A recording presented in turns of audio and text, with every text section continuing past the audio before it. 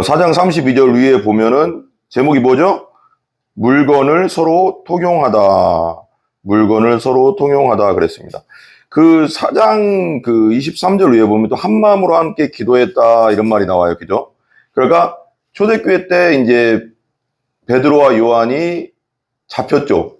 이제 부활을 전하고 예수님의 부활을 전하고 예수님의 복음을 전하니까 이제 대제사장과 서기관들과 바리새인들이 사내리온 공회에 잡혀가서 이제 협박을 당했습니다. 예수를 전하지 마라, 부활을 전하지 마라. 그랬는데도 나와서 이제 복음을 또 이제 전하니까 담대하게 하나님 말씀을 전했어요. 또 28절, 4장 28절 한번 보실래요? 28절부터 보시면 하나님의 권능과 뜻대로 이루려고 예정하신 그것을 행하려고 이 성에 모였나이다.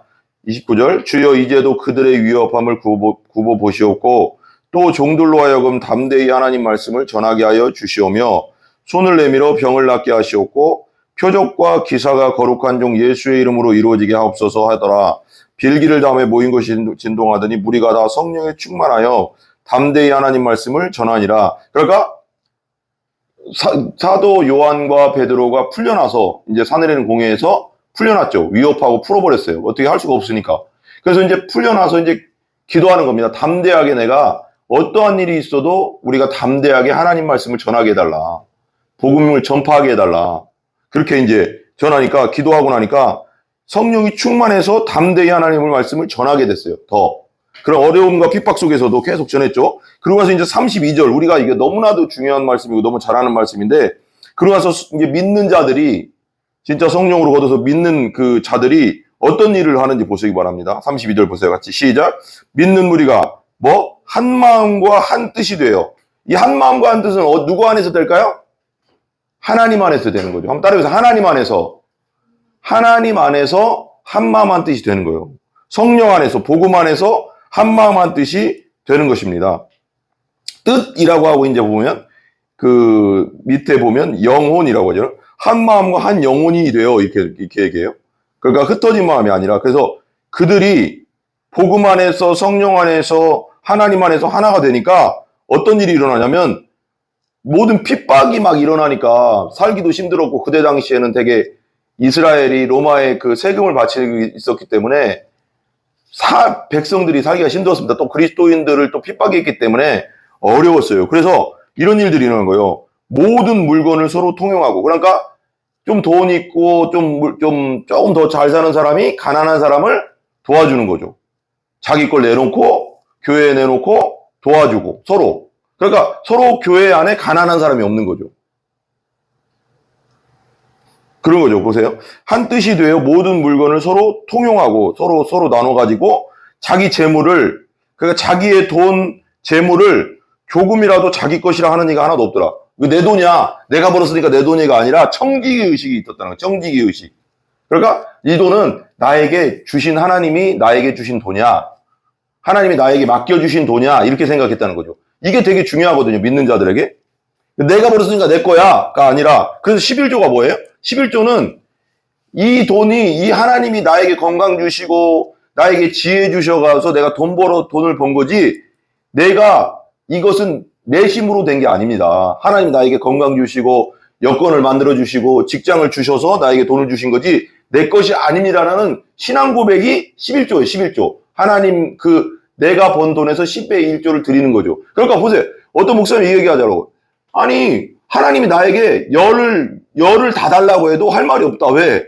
내 것이 아니니까. 내 몸도 내 것이 아니고, 나에게 주신 직장도 내 힘으로 된 게 아니고, 하나님을 진짜 믿는다면, 그죠? 근데 10의 1은 이 재물은 하나님 것입니다라는 신앙의 고백이라는 거죠. 그래서 통용하고 자기 재물을 조금도 자기 것이라는 이가 하나도 없더라. 그랬어요. 그랬죠? 33절 한번 읽어보세요. 같이 시작. 사도들이 큰 권능으로 주 예수의 부활을 증언하니 무리가 큰 은혜를 받아. 그러니까 이 사내들인 공회에 잡혀가서 그 대사장들과 서기관들이 하지 말라는 게 뭐였냐면 예수의 부활을 증거하지 마라. 그렇게 했거든요. 그러니까 예수의 부활을 증거하지 말라는, 복음 증거하지 말라는 거예요. 근데도 나와서 뭐라고 해요? 나와서 또 계속 전하는 거죠. 왜? 내가 보고 들은 것을 전하지 아니할 수 없다. 성령 충만은 그거거든요. 그러니까 사도들이 큰 권능으로 주 예수의 부활을 증언하니 무리가 큰 은혜를 받더라. 그러니까 내가 예수 만난 사람은 예수를 안전할 수가 없죠. 아멘? 따라서 내가 예수를 만난 사람은 예수를 증거하지 않을 수가 없다. 왜? 내 안에 성령이 계시니까. 성령이 말하게 하시니까. 왜 예레미야가 막 핍박을 받고 예레미야 선지자가 이제 왜 이스라엘 백성들에게 어려서 하나님께 택함 받고 선지자 택함 받고 너 이스라엘 백성들한테 가서 이 나라 망할 거야. 그러니까 바벨론은 그냥 가. 포로로 끌려가야 돼. 이렇게 하니까 거짓 선지자들이 아니야. 우리 하나님이 우리 지켜주는데 왜 우리가 왜 이방에 끌려가겠어. 근데 참 선지자는 누구였어요? 예레미야였잖아. 예레미야. 그러니까 예레미야가 막 그런 말들을 막 하고 이스라엘은 망한다. 예루살렘 망할 거다. 그리고 이제 바벨론 쳐들면 우리는 포로로 가야라고 했다. 하나님이 그렇게 전하니까 백성들과 거짓 선지자들이 거의 대부분이 예레미야를 엄청나게 핍박했다고. 그 당시 왕도 또 막 그 물 없는 우물 그 웅덩이에다 그냥 넣어놓고 막 때리기도 하고 핍박하고 그러니까 예레미야가 어려서 이제 부르심을 받았거든요. 20대도 안 됐고 20대쯤에 그러니까 별로 안 됐을 때 20대 초반에 그러니까 선지자 노릇 하기가 싫은 거야. 아 나는 하나님 말씀 전하는데 핍박을 받으니까. 그래서 예레미야가 집으로 가버렸어. 집에 가서 처박혀 가서 하나님 나 이제 하나님 말씀 안 전할 거예요. 나 너무 힘들어요. 내 하나님 말씀만 전하면 사람들이 날 핍박하고 힘들게 해서 나 안 전할 거예요. 그랬더니 예레미야가 뭐래요? 그렇게 해서 며칠 이렇게 누워 있었어 그냥. 아 안전해 이제 안전해. 아우 하나님 말씀만 전하면 핍박받고 힘들고 고통스러워서 안전할 거야 이제. 그러니까 백성들도 싫어하고 그러니까 아유 나 안전하랍니다 하나님. 그러고 그냥 집안에 처박혀서 이렇게 있는데 며칠이 지나니까 견딜 수가 없는 거예요.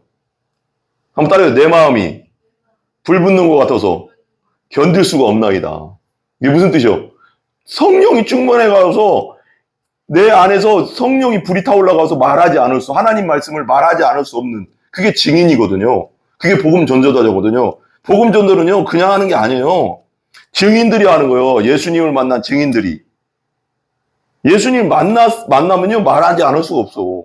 성령이 있으면요 말하지 왜 내 안에서 성령이 불타는 것 같이 하거든요. 막 말하지 않으면 견딜 수 없는 마음이 생기거든요. 예수가 구주다. 예수가 너희 죄를 용서했다. 예수가 너희 죄를 위해서 십자가 죽었다.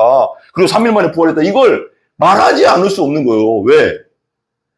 내가 아니라 여러분 복음 전도는 내심으로 하는 게 아니에요. 성령이 내 안에서요 끊임없이 불타오르게 한다니. 말을 안 하려고 해도요 말만 하면 막 어려움이 닥쳐도 말을 안 할 수가 없어요. 왜? 예수가 내 안에 있고 성령이 말하지 않게 막 끊임없이 불타오르거든요. 예레미야처럼 내 안에 불 붙는 것 같아서 내 속이 불타는 것 같아서 말하지 않으면 견딜 수 없는 그게 복음 전도의 사명이거든요. 그게 주의 종이고요. 그게 전도자예요. 우리가 그냥 뭐 억지로 막 끌어다가 복음 전하시오, 복음 전합시다 우리 그래서 되는 게 아니라 그건 잠깐 하루 이틀 할 수 있어. 근데 그거 힘들어서 못 하거든요. 근데 내 안에 성령으로 충만하면요 복음 전하지 말라고 해도 복음 전해. 왜? 성령이 내 안에서 불타는 것 같거든. 예전에 제가 아시죠? 사모님. 얼마나 막 뜨거웠으면은 어떤 사람들은 미쳤다고 할 수도 있는데, 우리 금산에, 그때가 이제 30대 중반쯤 됐나? 모르겠네. 그 정도 되는 것 같아요. 30대 초반이었나? 금산에 강대상 비슷한 거랑, 강대상도 가져갔네. 맞아. 이게 강대상에 보면대랑 복음 전도 설교 원고를 가지고 농협 있죠, 농협. 장날때는 아니었는데, 그래도 농협이 제일 사람이 제일 많거든요. 금산 농협도. 어디 가든 농협이 되게 중심가잖아요. 거기서 예수님 전했어요. 근데 그 사람들이 그럴 수도 있어요. 와, 저 완전 객기 아니야? 객기가 아니라요. 제 마음에서요, 막 불타더라고. 복음을 전하고 싶어서. 부끄러움이 없어요. 약간 좀 그런 건 있었어요. 왜? 금산은 내가 어렸을 때부터 잘 아는 곳이잖아요. 그래서 우리 외삼촌도 지나가고, 근데 외삼촌이 지나갔어, 진짜. 근데 못 알아봤어. 다행히 내가 이렇게 하고 있었어. 근데 예수님이 오는데 내가 이쪽 보고 있었어요. 그래서 막 큰 소리로 예수가 하나님입니다. 예수님이 당신을 위해 돌아가셨습니다. 그러니까 나는 그냥 예수 천국 불신지옥 이 정도 한 게 아니라 진짜 우리 교회에서 설교하듯이 했어요. 예수가 진짜 하나님입니다. 설교 원고를 가지고 크게 외쳤다니까요. 예수가 하나님입니다. 예수가 여러분들을 위해 죽으십니다. 예수님이, 근데 관심이 이렇게 지나가는데 관심 보이는 사람 몇 명 없어도 그렇게 막 내 안에 불타오르는 것 같다고. 아, 예수를 안전할 수 없는 그 뜨거움이 타오르니까 그렇게 하지. 그냥 하겠어요? 그거 누가 시켜서 못해요, 여러분. 복음전도 누가 시켜서 되는 게 아니에요. 내 안에 성령으로 충만하면, 예수로 충만하면, 예수 만나고 예수 충만하면 말을 안 할 수가 없어요. 왜? 예수만이 구원인데, 예수만이 길인데, 예수만이 진리인데 어떻게 안전하겠어요? 저 영혼 내가 안전하면 지옥 가는데, 저 영혼 내가 안전하면 지옥 가는데, 그리고 우리가 다 전한다고 믿는 건 아니에요. 그렇지만 하나님 뭐래요? 때를 어떤지 못 어떤지 복음을 뭐하라? 전파하라는 건 뭐예요? 하나님은요, 택한 영혼들이 있어요. 하나님이 우리를 택해서 교회에 오게 하고 복음을 듣게 하고 믿게 한 거지, 우리 스스로 그게 믿은 게 아니에요. 하나님의 섭리 가운데 우리가 믿음이 들어간 거예요. 여러분이 진짜 믿어지고 믿었다면은, 지금 믿고 있다면 그건 내가 믿습니다 해서 한 게 아니고요. 여러분의 힘으로 된 게 아니라 하나님의 은혜라고 하는 거예요. 선행 은혜. 따르면 하나님의 은혜입니다. 믿음도 구원도 선물입니다. 성경이 나오잖아요. 선물이라고 하잖아요. 선물은 뭐예요? 내가 막 그렇게 내가 믿습니다 해서 된 게 아니라는 거예요. 그건 그 다음 믿습니다는 결단이었고, 진짜 믿음은 믿습니다 한 다음에 내가 하나님 저에게 어느 순간에 말씀을 듣다가 복음의 말씀을 듣다가 십자가의 말씀을 듣다가 예수님이 그 우리를 위해 돌아가신 그 말씀을 듣다가 믿어지는 거예요. 믿어지는 거. 알고 보면. 그래서 구원에서 구원에 이른다고 하잖아요. 그러니까 결단의 믿음이 있은 후에 진짜 성령으로 거듭나는 믿음이 생겨요. 그러니까 여러분이 결단의 믿음은 항상 흔들리는 거예요. 그게 사형리식이요. 사형리식 믿음이라고. 그건 항상 흔들려. 그것도 안 믿었다고는 할 수 없지만 머리로 아는 믿음이지, 그건. 여러분, 머리로 아는 믿음은 그냥 머리로 지식적으로 아는 내가 결단한 믿음. 내가 그냥 사형리 따라해서 믿는 그냥 믿습니다. 이 믿음은 여기에 있는 믿음이라고. 이 믿음은요, 항상 흔들려. 어떤 일이 생기면 어려움이 오고, 고난이 오고, 돈이 없고, 병이 들고, 그럼 막 여기가, 내가 믿는 게 진짜 하나님을 믿는 게 맞나? 이게 내가 제대로 믿는 게 막 여기서 막 왔다 갔다 그래요. 근데 이 믿음이 일로 내려오는 믿음 뭐냐? 이게 성령이 하시는 거예요. 여 머리의 믿음이, 그냥 지식적 믿음이 이 가슴으로 내려와서 딱 도장처럼 딱 박히는 믿음, 도장 딱 찍듯이 믿는 믿음, 그리고 흔들리지 않는 100% 의심 없는 믿음은 성령이 하시는 거라고. 그 믿음까지 도달해야 돼요, 여러분이. 그러니까 이 머리로 지식으로만 하는 믿음은, 그러니까 그 믿음도 믿음이 아니라고는 할 수는 없어요. 그것도 믿음이에요. 믿음인데 이건 내 믿음. 봐봐요. 따라해봐요. 내 믿음이 있고, 따라해봐요. 내 믿음이 있고, 따라해보세요. 내 믿음이 있고, 성령이 주시는 거듭난 믿음이 있다. 이거 틀립니다, 여러분. 내 믿음은요, 두려운 게 오고요, 어려움이 오잖아요? 부인할 수 있어요, 예수님. 부인할 가능성이 많아요. 죽인다고 하지? 어려움을 주지? 고통을 주지? 그러면 부인할 가능성 많아요. 내가 다 부인한다고 안 하겠어요. 그렇지만 내 의지가 강한 사람은 그래도 붙잡고 있을 수 있는데 보통은 부인할 가능성 많아요. 옛날 초대교회처럼 그런 막 어려운 핍박들이 수도 없이 막 오면 나 예수 그만 믿어야 되겠다. 이게 그냥 이 머리로 하는 믿음, 내가 결단한 믿음. 이게 무슨 믿음? 내 믿음이기 때문에 그렇거든요. 내 믿음. 그러니까 내가 결단한 믿음이요. 근데 내가 결단한 믿음에서 성령으로 거듭나는 믿음은 아까 말했어요. 믿음은 뭐라고 했어요? 선물이잖아요. 그러니까 결단했으면은 그때부터는 기도해야 되는 거예요. 하나님, 나는 내 결단의 믿음은 약합니다. 나 흔들립니다. 어떤 돈이 없고 고통이 오고 병들고 아픔이 오고 우리 가족에게 무슨 일이 생기면 나 흔들립니다. 이 믿음이 막. 하나님, 나 흔들리지 않는 믿음 주세요. 한번 따라해보자. 나 흔들리지 않는 믿음 주세요. 이거 기도해야 되는 거예요. 하나님 그랬잖아요. 구하고 찾고 두드리라. 그 뒤에 보면, 우리 그 본문 뒤에 보면, 그리고 너희에게 아버지가 악한 아버지라도 떡 여기 떡이다 하고 돌을 주겠냐? 돌 안 준다는 거 아니에요. 그죠? 악한 아버지라도 떡을 주지 돌을 주겠냐? 그리고 아무리 악한 아버지라도 뱀을 주겠냐? 생선을 주지. 진짜 먹을 걸 주지. 근데 하물며 너희 하늘에 계신 아버지께서 너희에게 좋은 것 곧 성령을 주시지 않겠느냐 그랬거든요. 그래서 왜 우리 초대교회 아니고 우리 시대에도 막 그런 게 지금 그런 게 많이 없어져도 안타까운 거야. 우리 찬양 있잖아. 우리 한번 찬양 한번 해봐요. 봐봐요. 성령 받으라. 따라해요. 성령 받으라. 예수 내게 말씀하셔서 성령 받으라. 성령 받으라. 예수 내게 말씀하셔서 할렐루야. 할렐루야. 성령 받았네. 나는 성령 받았네. 할렐루야. 성령 받았네. 나는 성령 받았네.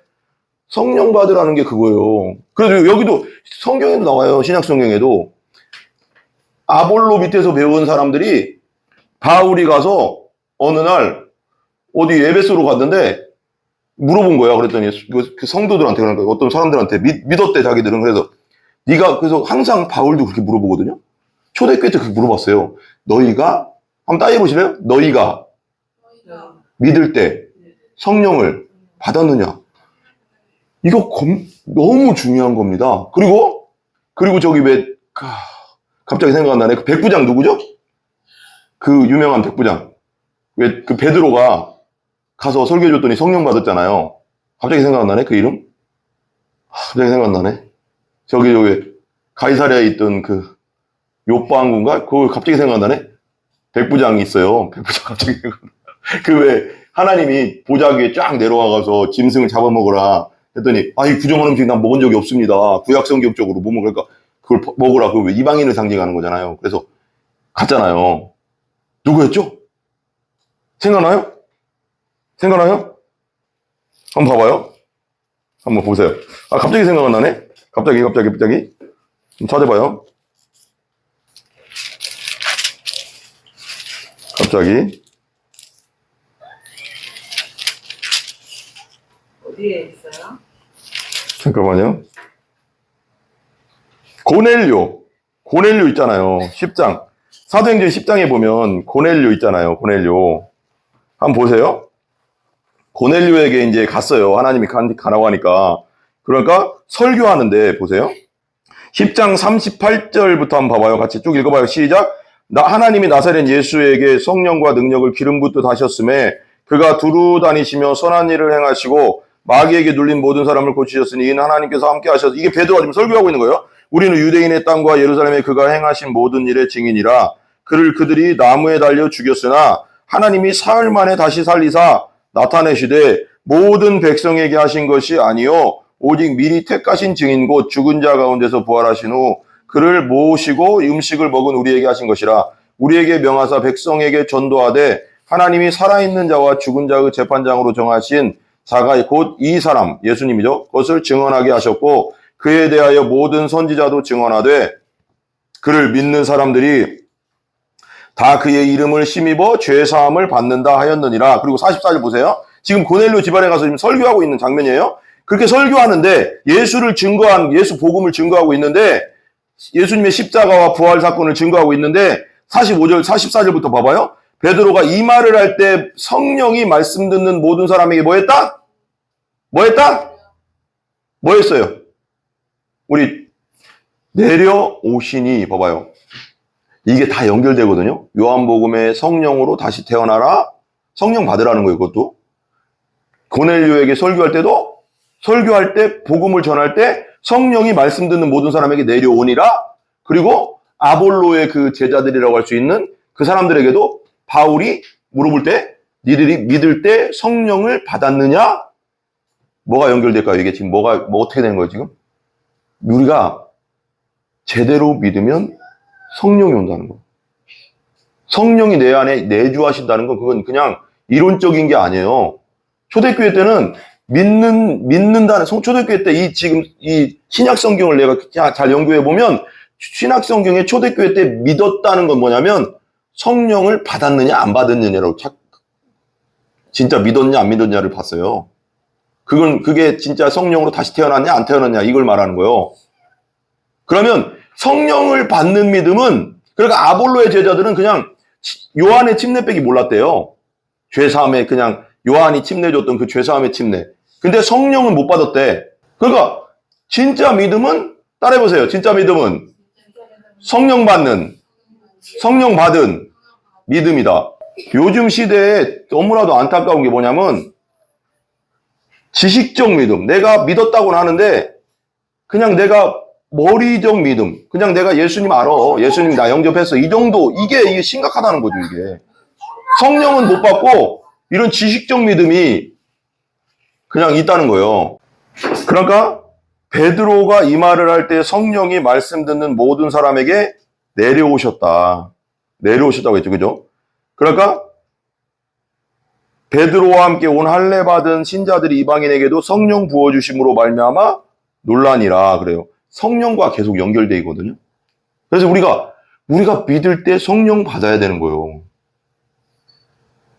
근데 그게 이론이 돼버리면은, 이론인지 그게 내가 성령 받았는지 안 받았는지는 딱 그거예요. 머리로 하는 믿음은 항상 흔들린다. 구원에 대한 흔들림이 항상 있다. 의심스러워, 항상. 어쩔 때 막 구원받은 거고, 어쩔 때는 안 구원받은 거. 이건 아직 머리에 있는 믿음인 거예요. 의지가 강한 사람은 다 붙잡겠지만, 그게 항상 흔들려. 근데 성령 받은 믿음은 흔들릴까요? 안 흔들릴까요? 안 흔들려. 그래서 우리가 머리로 아는 믿음, 내가 머리로 알고 있는 믿음인지 성령 받은 믿음인지는 이걸로 알 수 있는 거예요. 머리로 아는 믿음은 항상 흔들린다. 성령 받은 믿음은 흔들리지 않는다. 그러면 우리가 머리로 하는 믿음이라는 걸 알 수 있잖아요. 흔들린다는 거. 그러면 그때는 우리가 어떤 걸 구해야 돼요? 따라해보세요. 하나님, 나에게도 성령을 주세요. 성령은 하나님의 영이잖아요. 하나님의 영이 내 안에 들어왔으니까 의심이 없어지는 거예요. 그걸 다시 태어났다고 하는 거예요. 성령으로. 이게 되게 중요한데 이 시대는 너무나도 이게 구분이 없고 복음 설교도 제대로 안 하고 성령 받으라는 설교도 안 하고 왜냐면 심각하다는 거죠. 심각하다는 거죠. 그 다음 보세요. 사도행전 계속 넘어갈게요.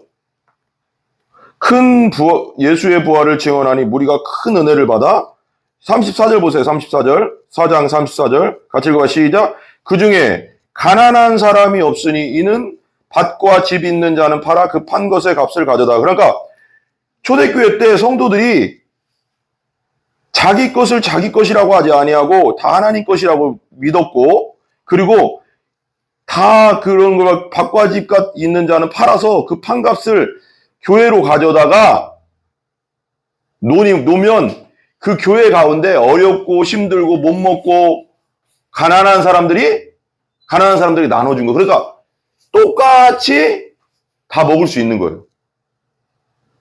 이게 진짜 교회죠. 그냥 이 시대 교회는 어떤 것 같아요? 이 시대 교회는 약간 저는 정말 우리 교회가 이런 교회가 되기를 정말 기도하는데, 이 시대 교회는 어떤 사람이 교회 내에서 가난한 사람이 있건 말건 뭐 어떤 사람은 어떻든 말든 나는 내가 번 돈 내가 쓰겠다. 나만 잘 살면 되지. 이건 진짜 교회가 아닌 거예요. 진짜 교회는 교회 내에 어려운 사람, 힘든 사람, 가난한 사람 있으면 내 걸 내놔서 서로 나눌 줄 아는 게 교회인 거예요.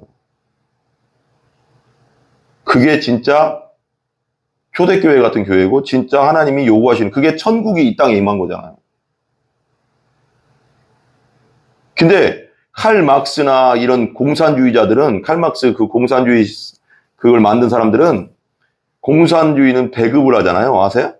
국가에서 배급을 하잖아, 쌀을. 그러니까 어떤 분이 그러더라고요. 이 본문을 가지고 그렇게 했다는 거예요. 근데 이론적으로는 이상적이잖아. 근데 거기에 공산주의에는 뭐가 빠졌어요?